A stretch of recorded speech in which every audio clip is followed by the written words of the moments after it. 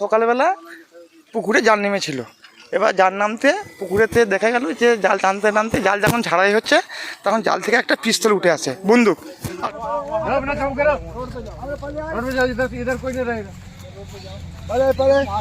প্রতিদিনের মতোই পুকুরে ফেলা হয়েছিল জাল। উদ্দেশ্য ছিল মাছ ধরা, কিন্তু মাছের বদলে উঠে এলো আগ্নেয়াস্ত্র। সকাল ৯টা নাগাদ জালে আচমকাই একটি বন্দুক আটকে যায়। এমন অপ্রত্যাশিত ঘটনায় স্বভাবতই আতঙ্কিত হয়ে ওঠেন স্থানীয়রা। তড়িঘড়ি পুকুরের মালিক এবং স্থানীয়রা মিলে বন্দুকটি পাড়ের জঙ্গলে ছুঁড়ে ফেলে দেন। এদিকে বন্দুক উদ্ধার হতেই শুরু হয়েছে রাজনৈতিক চাপানুতর। স্থানীয় এক বিজেপি কর্মীর অভিযোগ, তৃণমূল হামলা চালাতেই নাকি এই পুকুরে অস্ত্র মজুত করেছিল, যদিও তৃণমূলের পক্ষ থেকে এখনও কোনো প্রকার প্রতিক্রিয়া পাওয়া যায়নি। এরপর খবর দেওয়া হয় পুলিশকে। খবর পেয়ে পুলিশ ঘটনাস্থলে পৌঁছায়। উদ্ধার করা হয় আগ্নেয়াস্ত্রটি। ইতিমধ্যেই পুলিশের পাহারায় এলাকা ঘিরে ফেলা হয়। কোথা থেকে এই আগ্নেয়াস্ত্র এলো এবং এর নেপথ্যে কাদের হাত রয়েছে তা খতিয়ে দেখতে গোটা ঘটনার পূর্ণাঙ্গ তদন্ত শুরু করেছে গোঘাট থানার পুলিশ। কামারপুকুর বদনগঞ্জ রুটে একটা পুকুরটির নাম রায়ের চক পুকুরে আজকে জাল টানা হয়েছে। পুকুর মালিক ছিল আমাদের গ্রাম থেকে 1-1.5 কিলোমিটার দূরে পুকুরটি, একদম ফাঁকা মাঠের ধারে। সেই পুকুরে আজকে জালটা টানতে একটি মাছ ধরা সারা হয়ে গেছে। সেটা যখন জালগুলো ধুচ্ছিল, কোচালছিল, তখন একটি বন্দুক জালে আটকে যায়। এবার জেলে এবং পুকুর মালিক পুকুর পাড়ে যে কুশ বন আছে, কুশ গাছের বন, সেই বনে ফেলে দিয়ে চলে যায়। গিয়ে এবার পুকুর মালিক আমাকে খবর দেয়।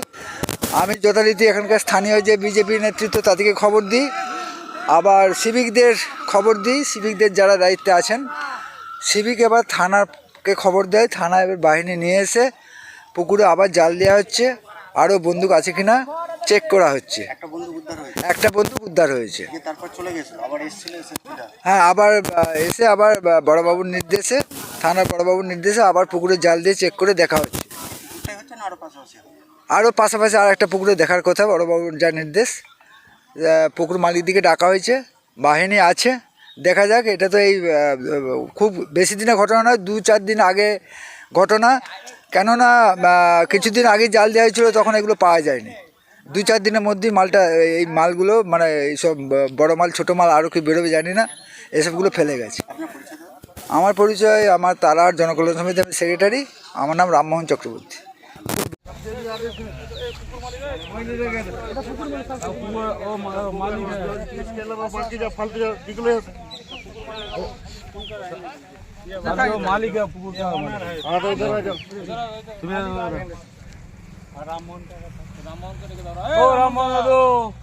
না, দেখানো বলতে এরকম কখনো দেখিনি। তবে এই কিছুদিন আগে যখন এটা হয়েছিল, মারা হলো, তখন একবার ওই একটা কাতান পড়েছিল, কাটারি পড়েছিল, এরকম অবস্থা দিয়ে। তারপর আজকে কি হয়েছে?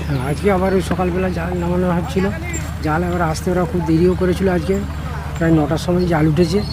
ওই জাল উঠে মাছ ধরা হয়ে গেছে। পুকুর পাড় থেকে প্রায় সবাই চলে গেছে, জেলেরাও কিছু চলে গেছে। আর 2-4 জন ছিল। লাস্টের জালটা গুটাতে দেখছে যে একটা ওই বন্দুক পাওয়া গেল। এবারে বন্দুকটা কী হবে, আমি তো সবাই চলে গেছে, কিন্তু খুব চিন্তায় পড়ে গেলাম যে কী হবে বন্দুকটা।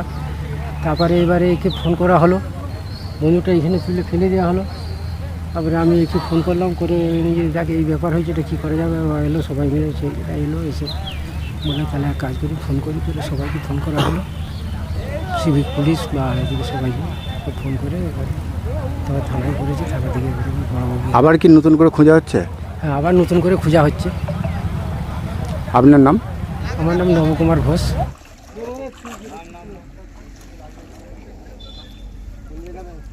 আমাকে রাখছিস কেন?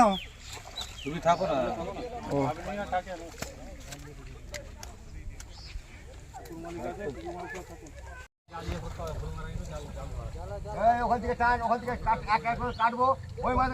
সকালবেলা পুকুরে জাল নেমেছিল। এবার জাল নামতে পুকুরেতে দেখা গেল যে জাল টানতে টানতে জাল যখন ছাড়াই হচ্ছে তখন জাল থেকে একটা পিস্তল উঠে আসে, বন্দুক, আগ্নেয়াস্ত্র আর কি। উঠতে এবার উনি পুকুর মালিক দেখেছে, দেখে মানে পুকুরে পাড়ে তুলেছে। তোলার পরেতে এবার সেখানে পাশাপাশি গ্রামবাসী ছিল, ওদিকে দেখিয়েছে জিনিসটা দেখতে। এবার আমাদের লোকাল যে মানে আমাদের গ্রামের যে সিভিক ভলেন্টিয়ার ছিল ওদিকে ডাকা হয়েছে, বা লোকাল নেতৃত্ব দিকে ডাকা হয়েছে, এবং তারপরে থানাতে ফোন করা হয়েছে। থানা থেকে পুলিশ প্রশাসন এসে সেটাকে উদ্ধার করে নিয়ে গেছে এবং গ্রামবাসীর সন্দেহ ছিল যে হয়তো পুকুরটাতে আরও আগ্নেয়াস্ত্র আছে, কিন্তু আমরা সেই ঘাটতে আবার জাল টানার ব্যবস্থা করে, কিন্তু দেখা গেল জাল টেনে যে সেই আর মিলে নেই। কেন পুকুরটা প্রচণ্ড গভীর, এই মাস 5 আগেতে জিসিবি দিয়ে পুকুরটা কাটানো হয়েছিল, নিচেতে জাল মানে যেতে চায় না, এরপর কী হয়তো আর উঠে না, কিন্তু এই সন্দেহটা যে কেটে গেল। কিন্তু এর পরিবর্তে বুঝতে পারা যাচ্ছে যে মনে হচ্ছে পুকুরেতে আরও আছে, কিন্তু গভীরের জন্য জানতে পারা যায় না। এবার এই নিয়ে আমরা গ্রামবাসী যে সন্দেহটা ছিল একটু কেটেছে। বন্দুকগুলো আনা বুঝতে পারছি যে আমাদের 4 তারিখের আগে এখানকার যে তৃণমূলের নেতৃত্ব হুমকি, মানে বিজেপি নেতাদেরকে হুমকি দেখানা যে 4 তারিখের পর তোদের মাথা কেটে ফুটবল খেলবো, তোদের ঘর ভেঙে দেবো, ঘর জ্বালিয়ে দেবো, তোদেরকে এখানে তাড়িয়ে দেবো, সেটাই আজকে প্রমাণিত হচ্ছে যে ওরা যে উদ্দেশ্যে বলেছিল তার আজকে প্রমাণ হয়ে গেল যে কোনো কারণে 4 তারিখে যদি বিজেপি সরকার ক্ষমতায় যদি না আসতো, তাহলে মনে হচ্ছে আমাদের যে বিজেপি সরকারের যে আমাদের যে কর্মীগুলো আছে একটাওকে জানে মাসতো নি, সবাই কটাকেই মেরে দিত। আজকে তার প্রমাণ হলো এই পুকুর থেকে, যে পুকুর থেকে আগ্নেয়াস্ত্র বেরোচ্ছে। আমার নাম রাজীব ভান্ডারী, আমি একজন বিজেপির কর্মী। এটা হচ্ছে 73 নম্বর বুথ এরিয়া পড়ছে, মান্দারণ পঞ্চায়েত। এখন আরামবাগেই রয়েছে প্রাণ আইভিএফ ফার্টিলিটি সেন্টার। নিঃসন্তান দম্পতিদের মুখে হাসি ফোটানোর বিশ্বস্ত প্রতিষ্ঠান প্রাণ আইভিএফ ফার্টিলিটি সেন্টার দক্ষিণবঙ্গের মধ্যে সর্ববৃহৎ এবং সর্বপ্রথম ART গভর্নমেন্ট রেজিস্টার প্রাপ্ত আইভিএফ সেন্টার এখন আরামবাগেই। অল্প খরচে আইভিএফ পরিষেবা, বন্ধ্যাত্ব চিকিৎসার এক অভিনব অধ্যায়। প্রাণ আইভিএফ ফার্টিলিটি সেন্টার একেবারে অল্প খরচে পুরুষ ও মহিলার বন্ধ্যাত্ব পরীক্ষা, বন্ধ্যাত্ব চিকিৎসা সবকিছুই হয় আমাদের প্রতিষ্ঠানে। সুচিকিৎসার মাধ্যমে মা ও বাবা ডাক শুনতে পারবেন নিঃসন্তান দম্পতিরা। তাহলে আর দেরি কেন? আজই যোগাযোগ করুন প্রাণ আইভিএফ ফার্টিলিটি সেন্টারে।